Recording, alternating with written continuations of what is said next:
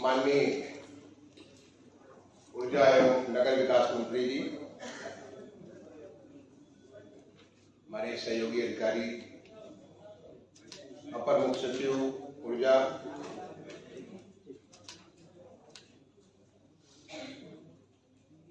ND transmission corporation,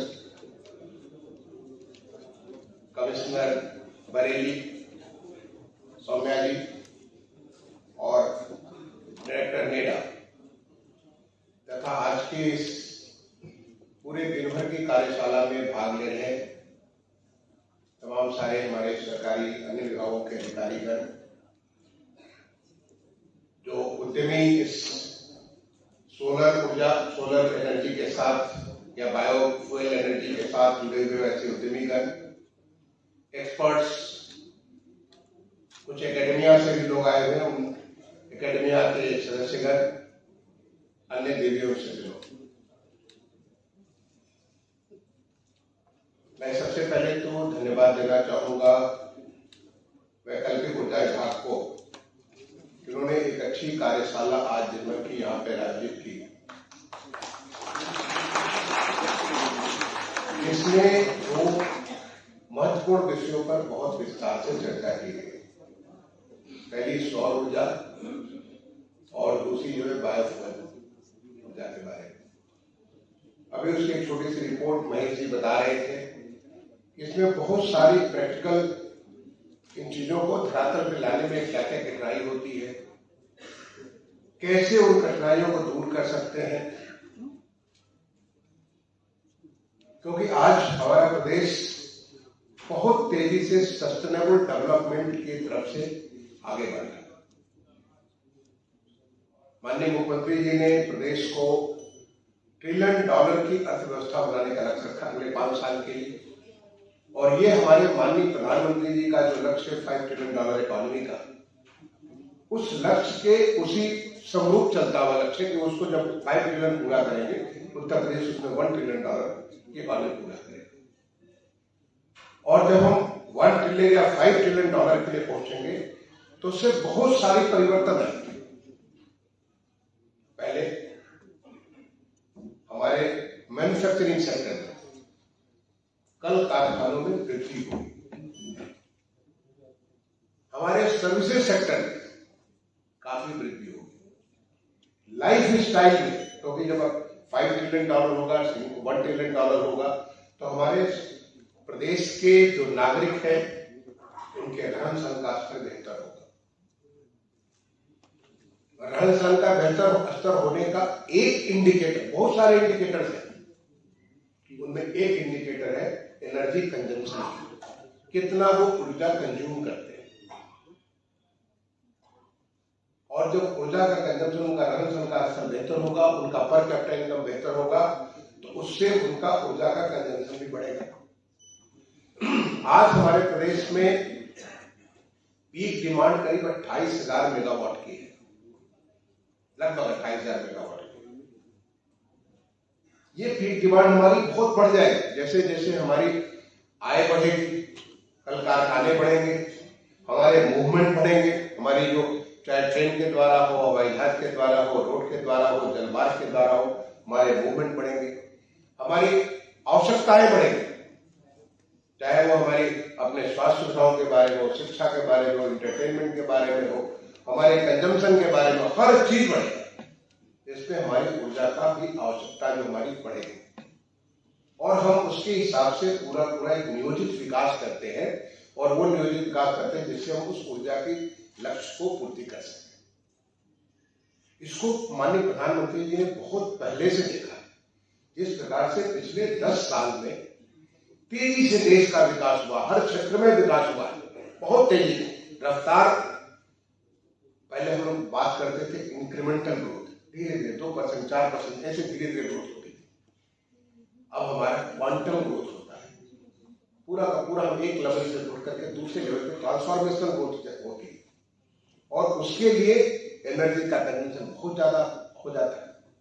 आपको मालूम होगा कि देश में माननीय प्रधानमंत्री जी ने लक्ष्य रखा, पहले तो 375 गीगावाट का रखा था, अब उन्होंने लक्ष्य रखा 500 गीगावाट का हमारे रिन्यूएबल एनर्जी वैकल्पिक ऊर्जा के माध्यम से 500 गीगावाट का टोटल प्रोडक्शन होगा बाय 2030, ताकि हम बैलेंस कर सके हमारा जो फॉसिल फ्यूल के माध्यम से जो हमारा जो एनर्जी जो प्रोडक्शन होता है उसके साथ हम रिन्यूएबल एनर्जी को दोनों का एक बैलेंस कर सकें, क्योंकि हम एक सस्टेनेबल ग्रोथ की तरफ आगे बढ़ रहे हैं। माननीय प्रधानमंत्री जी ने एक लक्ष्य COP26 ग्लासगो में उन्होंने घोषणा की कि हमारा देश 2070 में जीरो कार्बन एमिशन का देश बनेगा। 2070 बहुत दूर नहीं, 2070 में का मतलब होता है कि केवल 5 दशक, और 5 दशक देश की जिंदगी बहुत लंबी नहीं होती। वो 2070 के उस दशक को उसको पढ़ने के लिए हमें बहुत सारे तमाम सारे क्षेत्रों में परिवर्तन करना होगा। उनमें एक क्षेत्र ऊर्जा का भी क्षेत्र है, और ऊर्जा में हमारा प्रोडक्शन भी, कंजम्पशन भी, सारी की सारी चीजों में परिवर्तन करना होगा। उसी लक्ष्य को जो माननीय प्रधानमंत्री जी ने पूरे देश के लिए रखा, माननीय मुख्यमंत्री जी ने प्रदेश के लिए भी उसी लक्ष्य को लेकर के आगे बढ़ रहे हैं, और उसमें बहुत सारी चीजें हो रही हैं। जैसे कि एक तो आपका जो नेडा के द्वारा आपकी जो है रिन्यूएबल एंड एनर्जी के बारे में इसके ऊपर काम चल रहा है। आपको मालूम है कि अभी जब ग्लोबल इन्वेस्टर समिट हुआ 2023 फरवरी में, थोड़े महीने पहले, तो हमारा जो उस समय करीब 35.5 लाख करोड़ के जो इन्वेस्टमेंट हुए, उसमें लगभग 8 लाख करोड़ के इन्वेस्टमेंट केवल ऊर्जा के क्षेत्र में थे। ये बताता है कि दुनिया और देश के तमाम सारे निवेशक जो है ऊर्जा के क्षेत्र में कितना निवेश करना चाहते हैं, और उसमें जो निवेश थे उसमें काफी कुछ निवेश हमारा रिन्यूएबल एनर्जी के बारे में है। लोग हमारे प्रदेश में इन्वेस्टमेंट करना चाहते, सोलर एनर्जी में इन्वेस्ट करना चाहते, क्योंकि प्रदेश में काफी सारा लैंड उपलब्ध है। बहुत सारी दिक्कतें थी, मैं धन्यवाद देना चाहूंगा माननीय मंत्री जी को, हमारे महेश जी, हमारे लेजिस्लेटिव उनकी पूरी टीम को। एक बहुत बढ़िया सोलर नीति हमारी उत्तर प्रदेश सरकार ने 2022 की बनाई, जो कि इसके लिए जिससे कि हम इस निवेश को अट्रैक्ट करें। तो काफी सारा इन्वेस्टमेंट में बड़ी बड़ी कंपनी, रिलायंस, अडानी और तमाम सारी कंपनी हमारी जो भारत सरकार की जो सेंट्रल PSU है, अभी आपका अयोध्या में NTPC के माध्यम से 40 मेगावाट का जो है एक सोलर एनर्जी का पूरा एक बड़ा क्षेत्र उसमें जा रहा है। तो इससे बहुत सारे लोग आकर्षण हुआ कि उत्तर प्रदेश में इसको सोलर एनर्जी इन्वेस्टमेंट करेंगे। जो दूसरी पॉलिसी आई वो बायोफ्यूल की पॉलिसी आई। लोग इसके बारे में काफी, और ये ऐसे साधारण पॉलिसी बनाने के लिए सारे राज्यों से संपर्क किया गया, सारे स्टेक होल्डर से बात किया गया, काफी परिश्रम करके वो पॉलिसी बनी। आज देश की, मुझे खुद मेरे पास तमाम सारे सोर्स है भारत सरकार से, और भी तमाम सारे लोगों को जानता हूं जो मेरे को फोन करके कहते हैं आपकी बायोफ्यूल की पॉलिसी बहुत अच्छी है, इसको दूसरे उसको कॉपी कर सकते हैं, दूसरे उसको ले सकते हैं। उस बायोफ्यूल पॉलिसी का क्या नतीजा हुआ?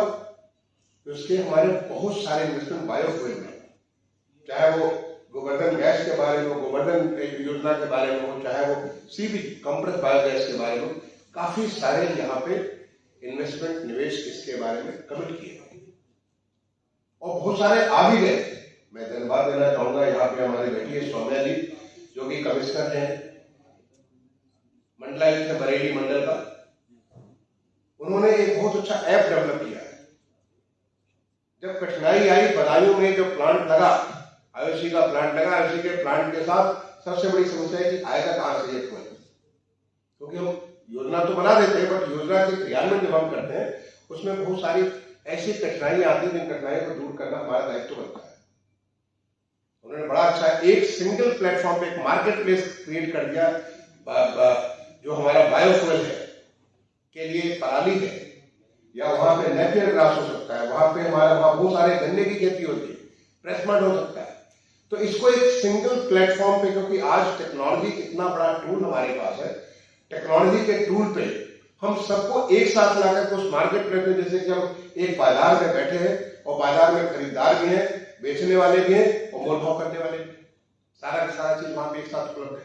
तो मार्केट प्लेस में उसका रेट भी वहां तय हो रहा है, डेली तय हो रहा है, वहां पे कौन देने वाला है, कौन उसकी मदद करेगा। एग्रीकल्चर डिपार्टमेंट उसमें हमें सब्सिडी देता है बेलर के लिए, ट्रैक्टर के लिए और जो तमाम सारे इक्विपमेंट्स के लिए। किसान हैं जिनके पास वो पराली दूर करने, क्योंकि आज के समय पराली तो आप रोज अखबारों में देखते होंगे, पराली की समस्या को लेकर कैसे हमारे पोल्यूशन को लेकर के बहुत बड़ा चुनौती हो जाता है। इन सारी चीज को एक प्लेटफॉर्म पे ला करके काम को आसान कर और उससे जितने भी हमारे सीबीडी प्लांट्स वहां बरेली मंडल लगे, वो सारे के सारे उन प्लांट्स को वहां पे एक साथ उसका आदान प्रदान, उसका क्रय विक्रय कर सकते हैं। सबको लाभ होगा, एवरीबॉडी इज विनर। किसान को भी फायदा हुआ, जो सीबीडी प्लांट लगा उसको भी फायदा हुआ, जो हमारे एफपीओ या हमारे किसान भाई या हमारे कोऑपरेटिव सोसाइटी जिन्होंने वो सारी मशीनें खरीद रखी उनको भी फायदा हुआ। सबको फायदा हो रहा है उस टेक्नोलॉजी के माध्यम से। मैं भी कह रहा था इनको, सौम्या जी से कह रहा था कि आप हमारे हर मंगलवार को मैं सारे कलेक्टर्स कमिश्नर्स की बैठक करता हूँ, मैंने कहा वहां प्रेजेंटेशन करिए, मैं चाहूँ कि बाकी भी कमिश्नर्स कलेक्टर्स, क्योंकि आज उत्तर प्रदेश में बहुत तेजी से मैं जब मैं कहता हूँ बहुत तेजी मतलब बहुत तेजी से इतने सीबीडी प्लांट्स हमारे पूरे प्रदेश भर में लग रहे हैं। उन सबको हम अगर ये सुविधा देंगे कि हर एक के सामने ये समस्या जो इनपुट की टेक्नोलॉजी है, जो कि आप प्लांट तो लगा दिए, लेकिन प्लांट के लिए कहां से ये मटेरियल कहां से लाएंगे, उसके लिए आपने एक अच्छा प्लेटफॉर्म तैयार कर दिया। तो सीबीडी के माध्यम से ये भी एक नई पॉलिसी बहुत सारे आ गए। सोलर में एक बहुत बड़ी समस्या आती है हमारे सामने, सोलर जब तक सूरज उगा हुआ है तब तक तो आपको सोलर एनर्जी मिलती है, लेकिन जहां सोलर वो बुझ जाता है, सोलर तो अपना कभी 12 घंटे, कभी 10 घंटे, कभी 13 घंटे ऐसे सोलर सूरज होता है, उसके बाद क्या करेंगे? तो उसको स्टोरेज के लिए बैटरी जो होती है, वो बैटरी के लिए जो मटेरियल मिलता है वो सारा विदेशों से आता है। अभी बीच में थोड़ा पता चला कि जम्मू में हमारे पास काफी स्टोरेज है उसका, लेकिन अभी उसके ऊपर माइंस मिनिस्ट्री काम कर रही है। लेकिन तब तक हमारे पास एक नई टेक्नोलॉजी आती है, उसको स्टोरेज करने के लिए हमें बैटरी की जगह ये पंप स्टोरेज पोटेंशियल एनर्जी, पानी को ऊपर उठा लेंगे, पानी रखा रहेगा, पानी जब नीचे का तो उस एनर्जी से हम दोबारा एनर्जी पैदा कर लेंगे। और हमारे प्रदेश में ऐसे तमाम सारी जगह है जहां पर लोग पंप स्टोरेज के माध्यम से हम इसको फायदा ले सकते हैं। काफी इन्वेस्टमेंट काफी सारे जगह से पंप स्टोरेज पोटेंशियल एनर्जी के बारे में प्राप्त हुए। तो हम सोलर को भी हम बैलेंस कर लेंगे, हम दिन में सोलर चलाएंगे और रात में पंप स्टोरेज के माध्यम से करेंगे। थोड़ी सी एनर्जी लगेगी उसे पिक करने में, बाकी उससे हम नई एनर्जी पैदा करेंगे। हमें नए हमारे यहाँ संभव जो विंड एनर्जी का हमारे पास उतना स्कोप नहीं होता, बहुत सारे राज्यों में जो कि हमारे ऐसी जगह है जहाँ पे खुला हुआ है वहां पे बहुत तेज विंड चलती है, हमारे प्रदेश में उसका स्कोप उतना नहीं है। लेकिन जिन चीजों का स्कोप है उस चीजों को हम लोग ऐसा कुछ कर सकते हैं। आज हमारे बहुत सारे जो म्यूनिसिपल सॉलिड वेस्ट होता था, हमारे माननीय मंत्री जी जो है ऊर्जा के भी मंत्री हैं और नगर विकास के मंत्री हैं, तो म्यूनिसिपल वेस्ट से एनर्जी बनाने के लिए उसके बारे में भी प्लांट लगे। आज जो इतना सारा हमारा जो गोवर्धन, जो इतनी सारी हमारा जो, अगर गोवंश को देखें तो उत्तर प्रदेश सबसे बड़ा गोवंश होता, पूरे देश का सबसे बड़ा गोवंश हमारे उत्तर प्रदेश में। गोबर के माध्यम से हम उसको गैस बना सकते हैं, उसको एनर्जी का रिक्वायरमेंट को पूरा कर सकते हैं। ये एक इतना बड़ा हमारा चक्र है जो कि हमारे प्रदेश को सस्टेनेबल डेवलपमेंट करने के लिए, growth with no pollution, with no damage to the environment, ये हमारा लक्ष्य है। आने वाले समय ये हमने सीखा अपने माननीय प्रधानमंत्री से, ये हमारा उस लक्ष्य को लेकर हमारे माननीय मुख्यमंत्री पूरे प्रदेश को लेकर चल रहे हैं। यहाँ पे एक और नई चीज आती है, मैं बीच में अनुपम जी से बात कर रहा था कि हमने ये सब तो एनर्जी की बात कर ली कि हम रिन्यूएबल एनर्जी बना रहे हैं और ये सब चीजें कर रहे हैं। एक बहुत महत्वपूर्ण पहलू है, वो पहलू है हमारा एनर्जी एफिशिएंसी का। एनर्जी एफिशिएंसी के ऊपर पिछले 10 सालों में इतना ज्यादा काम हुआ है। मैं भारत सरकार में जब सचिव था, हमने बहुत सारी चीजें, और यहाँ पे तमाम सारे एक्सपर्ट्स होंगे, एनर्जी एफिशिएंसी अगर आपने 10% सोची कि 28,000 मेगावाट है, अगर 10% बचा दिया तो लगभग 2800 मेगावाट एनर्जी आपने बचा ली, यानी उतनी एनर्जी आपने पैदा कर दी। इतनी महंगी एनर्जी आप खरीदने की जगह उतनी एनर्जी आप बचा लेते। अगर आपने 20% बचा लिया यानी 5600 मेगावाट आपने बचा लिया। तो आने वाले समय में जितना ज्यादा हमारा एनर्जी कंजम्पशन बढ़ेगा, we must go for most efficient energy gadgets. इसका तो पूरा एक मॉडल तैयार हुआ है, इसको मॉडल तैयार हुआ है जिसके माध्यम से आप अपना जो है पूरे देश भर में as a secretary urban and housing affairs मैंने पूरे देश भर के सारे शहरों में जो हमारी स्ट्रीट लाइट होती है सारी एलईडी लाइट से कन्वर्ट करा है। एक अभियान चला के चालू है। जितने सारे हमारे शहरों में पंप्स होते हैं, पंप्स को उसको एनर्जी एफिशिएंट पंप है, उसके माध्यम से हमारा काफी सारा एनर्जी कम हो। ये भी हमारा एक फोकस होना चाहिए। मैंने अर्पण जी से कहा कि जब भी आप ऐसी चर्चा करें तो लोगों के, और हमारे यहाँ लोग इतने उनकी क्रिएटिव है, इतनी हमारे लोगों में ऊर्जा है, इतनी सारे नवाचार आज देश में इनोवेशन इतने ज्यादा हो रहे हैं, इतने स्टार्टअप्स नए बन रहे हैं।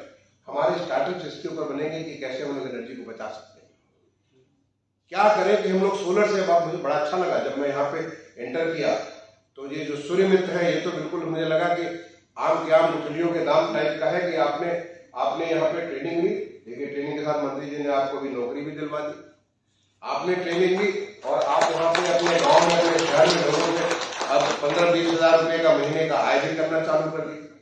और तो और नई नई चीजें आपने बना दी। मैंने देखा कि वहां पे कैसे आप रात में अपने आप लाइट जल जाएगी, दिन में अपने आप लाइट बुझ जाएगी। आपने कैसे उसको जो पार्ट्स के बारे में बहुत सारी चीजें, इतनी सारी चीजें डिस्प्ले करके आपने भी देखा हो। तो जब ये बच्चे हमारे आईटीआई के बच्चे हैं, जो हमारे पॉलिटेक्निक के बच्चे, ये बताता है नवाचार, इनोवेशन। और आज उत्तर प्रदेश इनोवेशन हब के रूप में डेवलप हो रहा है। बहुत सारी चीजें, हमारे इतने सारे स्टार्टअप उत्तर प्रदेश में आ रहे हैं। उत्तर प्रदेश में हमारे मोर देन 1000 स्टार्टअप रजिस्टर है, 70 हमारे इंक्यूबेटर्स, 5 जगह हमारे सेंटर ऑफ एक्सलेंस। हम कहते हैं कि इसके ऊपर भी हमारे रिन्यूएबल एनर्जी पे भी सेंटर ऑफ एक्सलेंस बनना चाहिए। हम लोग उसको फंड करें क्योंकि आज हमारा प्रदेश बदल रहा है। ये नया उत्तर प्रदेश है, ये देश का ग्रोथ इंजन है। और देश का ग्रोथ इंजन, तो इंजन में कितनी ताकत है आप समझ सकते हैं कि जिस प्रकार से उत्तर प्रदेश जो काम कर रहा है, हर क्षेत्र में जो काम कर रहा है। आपने बताया कि पिछले 2 साल में आपने 4500 मेगावाट का है, पिछले उसमें जो 4500 मेगावाट के और आगे आने में 4500 मेगावाट आप और कर ले जा रहे। लेकिन हमारा तो लक्ष्य, अगर माननीय प्रधानमंत्री जी ने 5,00,500 गीगावाट रखा है, यानी 5 लाख मेगावाट रखा है, तो हम उससे 16 से कम नहीं करेंगे। यानी हमारा टारगेट तो करीब 80,000 मेगावाट होना चाहिए। कैसे करेंगे ये सोचने के बाद तो 80,000 में आप 10,000 तो आप बता सकते हैं, या 20,000 आप बता सकते हैं। आप एनर्जी एफिशिएंसी के माध्यम से 50-60 हजार आप पैदा कर सकते हैं। और ये हम आने वाले उत्तर प्रदेश का, क्योंकि ये उत्तर प्रदेश बदल रहा है, बहुत तेजी से बदल रहा है। ये जो नया उत्तर प्रदेश माननीय मुख्यमंत्री जी ने जिस ऊर्जा के साथ इसको पूरे प्रदेश को जो ताकत दी है, जिस प्रकार से बदलाव का क्षेत्र, चाहे हमारा किसान हो, चाहे हमारे कल कारखाने हो, चाहे हमारा ट्रांसपोर्ट के बारे में जिस प्रकार से परिवर्तन हो रहा है, जैसे हमारे पूरे लाइफ में परिवर्तन हो रहा है, वो सारा का सारा चीज ऐसा हमें करना पड़ेगा कि मोस्ट एनर्जी एफिशिएंट चीजों को प्रयोग करें और ऐसी ऊर्जा का प्रयोग करें जिससे कि हमारा मिनिमम हमारे जो इन्वायरमेंट है उसको मिनिमम डैमेज हो। हम एक सस्टेनेबल एनर्जी, और इसके बारे में एक बहुत अच्छी मैसेज ये भी है कि आज हमारा ऊर्जा विभाग ग्रीन हाइड्रोजन एनर्जी के ऊपर भी पॉलिसी पे भी काम कर रहा है। बहुत जल्दी उत्तर प्रदेश एक नया ग्रीन हाइड्रोजन पॉलिसी लेके आएगा, क्योंकि इसको भी प्रमोट करना हमें। देश में भी ग्रीन हाइड्रोजन पर तेजी से काम कर रहा है और उत्तर प्रदेश से कदम मिला करके उस पर उत्तर प्रदेश उससे भी उस पर काम करेगा, जिससे कि हमारे यहाँ एक सस्टेनेबल एनर्जी, ऐसी एनर्जी जो कि इन्वायरमेंट के लिए पूरी तरह से अनुकूल हो, ऐसी एनर्जी बनेगी। तो इसके लिए हम पूरा का पूरा काम चल रहा है। पॉलिसीज में भी इतने सारे परिवर्तन हो रहे हैं, क्योंकि किसी भी काम को करने के लिए वो आवश्यकता है कि वो एक इकोसिस्टम बनाने की जरूरत है, जिससे कि हम जो सोच रहे हैं वो चीज आगे बढ़ सके।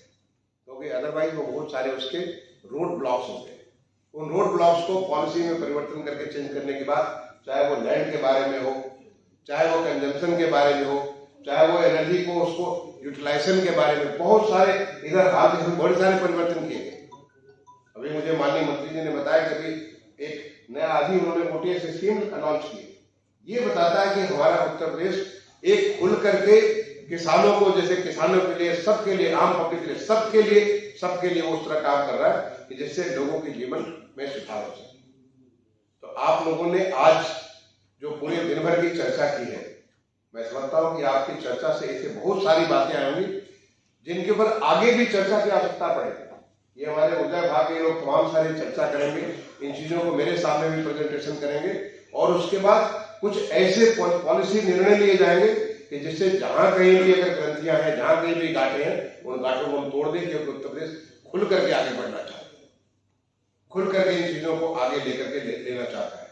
तो मैं उसके लिए जो पूरा दिन भर में आप लोगों ने इतनी सारी योगदान दिया और आपके उस योगदान से आगे एक नया रास्ता हमारा खुलेगा, जिससे कि जो आज एक लक्ष्य माननीय प्रधानमंत्री जी लेके पूरे देश के लिए चल रहे हैं, जिसके उस कदम से कदम मिला करके माननीय मुख्यमंत्री जी पूरे प्रदेश को लेकर के चल रहे हैं, उस लक्ष्य को पूरा करने में हमें मदद मिलेगी। मैं इसके लिए आप सारे लोगों का बहुत बहुत धन्यवाद करता हूं। मुझे आपने बुलाया, अपने इस अंतिम सेशन में बुला के आपसे कुछ बातें करने का मौका दिया, उसके लिए मैं अपने ऊर्जा विभाग को, आपको सबको धन्यवाद देता हूं। इन्हीं बातों के साथ आप सारे लोगों को, थोड़े समय में हमारी दिवाली का त्योहार आने वाला है, वो तो ऊर्जा का ही त्योहार होता है, सब जगह दिवाली में ऊर्जा ही ऊर्जा सब जगह नजर आती है।